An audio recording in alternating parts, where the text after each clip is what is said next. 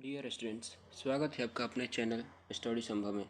इस वीडियो में हम देखेंगे क्लास 10th फिजिक्स के पहले चैप्टर प्रकाश के परावर्तन के महत्वपूर्ण ऑब्जेक्टिव प्रश्न, जो आपकी परीक्षा के लिए बहुत ही इंपॉर्टेंट है। तो इस वीडियो को शुरू से अंत तक देखिएगा, जिससे आपकी परीक्षा की तैयारी और अच्छे से हो पाए। आइए देखते हैं पहला क्वेश्चन देखने से पहले प्लीज़ मेरे चैनल को सब्सक्राइब कर दीजिए, वीडियो को लाइक कर दीजिए और अपने दोस्तों के पास इस वीडियो को शेयर कर दीजिए। चलिए शुरू करते हैं। क्वेश्चन नंबर 1, प्रकाश की किरण किस पथ पर गमन करती है? इसका ऑप्शन है ऑप्शन ए वक्र रेखा में, ऑप्शन बी सीधी रेखा में, ऑप्शन सी गोल गोल घूमती है और ऑप्शन डी सभी दिशाओं में। तो इसका सही आंसर होगा ऑप्शन बी सीधी रेखा में। प्रकाश निर्वात और समान माध्यम में हमेशा सीधी रेखा में गमन करता है। क्वेश्चन नंबर 2, परावर्तन के नियम किस पर लागू होता है? केवल दर्पण पर, सभी समतल सतह पर, सभी प्रकार की परावर्तक सतहों पर और डी केवल जल स्तर पर। इसका सही आंसर होगा ऑप्शन सी सभी प्रकार की परावर्तक सतहों पर, चाहे सतह समतल हो या वक्र। परावर्तन के नियम सभी पर लागू होता है। क्वेश्चन नंबर 3, परावर्तन के कितने नियम होते हैं? तो परावर्तन के 2 नियम होते हैं।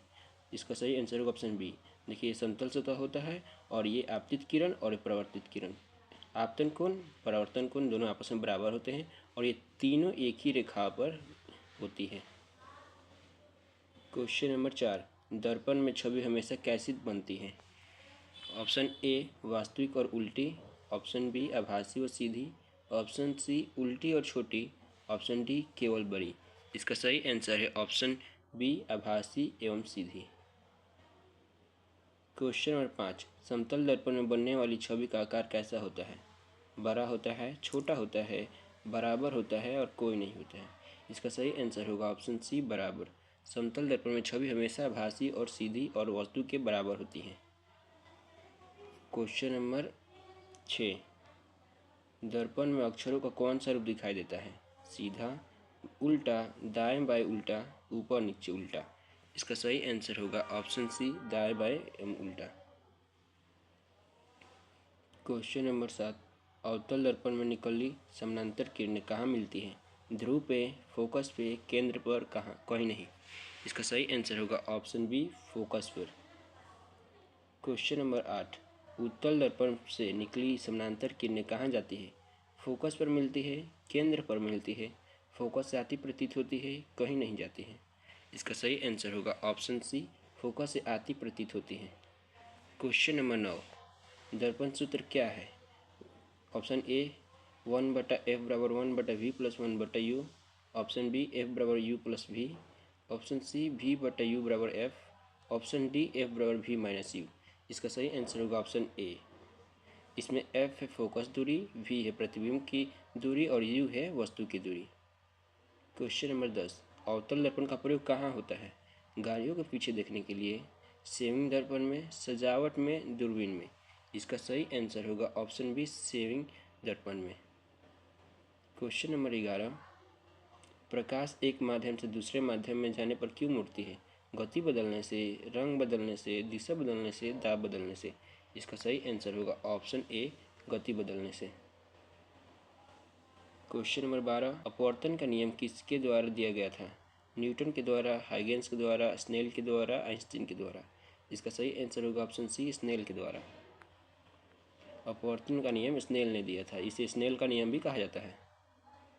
क्वेश्चन नंबर 13, अपवर्तनांक किसका अनुपात होता है? गति का, तरंग दैर्ध्य का, कोण का, ऊर्जा का। इसका सही आंसर होगा ऑप्शन ए गति का। अपवर्तनांक बराबर होता है निर्वात में गति बट्टा माध्यम में गति। क्वेश्चन नंबर 14, पानी में डूबी हुई वस्तुएं असली में ऊंची क्यों दिखती हैं? परावर्तन के कारण, अपवर्तन के कारण, प्रकीर्णन के कारण, विवर्तन के कारण। इसका सही आंसर होगा ऑप्शन बी अपवर्तन के कारण। क्वेश्चन नंबर 15, लेंस का सूत्र है f=v+u, 1/f=1/v-1/u, 1/f=1/v+1/u, f=v/u। इसका सही आंसर होगा ऑप्शन सी और 1/f=1/v+1/u। यह लेंस सूत्र होता है और इसमें f बराबर होता है फोकस दूरी, v बराबर प्रतिबिंब दूरी और u बराबर वस्तु दूरी। क्वेश्चन नंबर 16, उत्तल लेंस को और क्या कहते हैं? अपसारी, अभिसारी, सिड्रेलिकी लेंस, कोई नहीं। इसका सही आंसर होगा ऑप्शन बी अभिसारी। क्वेश्चन नंबर 17, अवतल लेंस को और क्या कहते हैं? अभिसारी लेंस, अपसारी लेंस, समतल लेंस, कोई नहीं। तो अभी आपने देखा कि अभिसारी लेंस उत्तल लेंस को कहते हैं, तो इसका सही आंसर होगा ऑप्शन बी, अपसारी लेंस। क्वेश्चन नंबर 18, प्रिज्म में प्रकाश के विचलन का कारण है परावर्तन, अपवर्तन, प्रकीर्णन, विवर्तन। इसका सही आंसर होगा ऑप्शन बी, अपवर्तन। प्रिज्म से गुजरते समय प्रकाश अपवर्तित होकर दिशा बदल लेता है। क्वेश्चन नंबर 19, श्वेत प्रकाश प्रिज्म से उतरने पर कितने रंगों में विभाजित होता है? इसका सही आंसर है ऑप्शन सी, 7। देखिए कौन कौन से 7 रंग होते हैं। जब श्वेत प्रकाश प्रिज्म से टकराता है तो ये 7 रंगों में विभक्त हो जाता है। क्वेश्चन नंबर 20, दृष्टि दोष सुधारने में किसका प्रयोग किया जाता है? लेंस का, दर्पण का, प्रिज्म का, स्क्रीन का। इसका सही आंसर होगा ऑप्शन ए, लेंस का। क्वेश्चन नंबर 21, फाइबर ऑप्टिकल किस सिद्धांत पर काम करता है? परावर्तन के, अपवर्तन के, पूर्ण आंतरिक परावर्तन के, प्रकीर्णन के। इसका सही आंसर होगा पूर्ण आंतरिक परावर्तन, यानी कि ऑप्शन सी। क्वेश्चन नंबर 22, मछली पानी में असली से कितनी दिखाई देती है? बड़ी दिखाई देती है, छोटी दिखाई देती है, पास दिखाई देती है, दूर दिखाई देती है।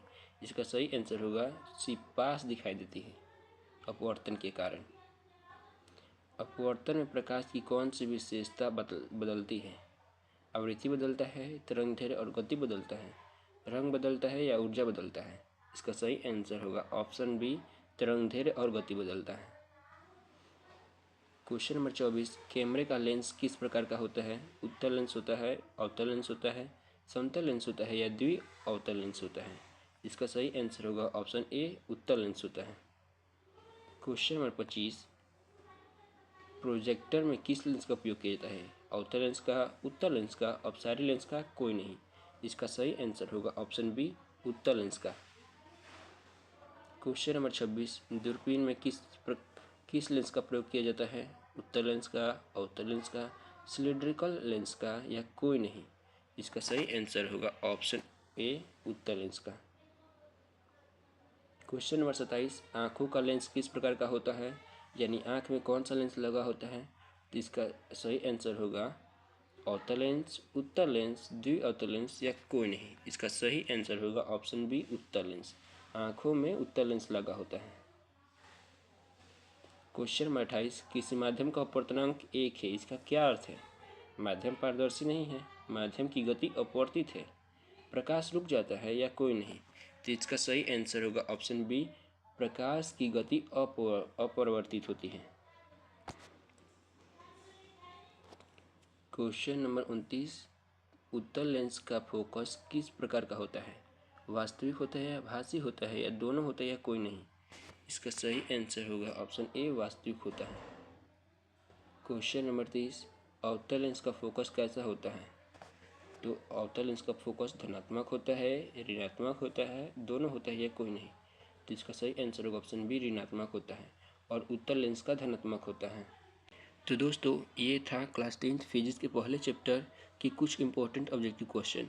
अगर वीडियो अच्छा लगा हो तो लाइक कीजिए और अपने दोस्तों के साथ शेयर कीजिए और चैनल को सब्सक्राइब कीजिए ताकि अगले चैप्टर की वीडियो आप मिस ना कर सकें। कमेंट में बताइए कि कौन सा क्वेश्चन आपको सबसे अच्छा लगा। मिलते हैं अगले वीडियो में। धन्यवाद।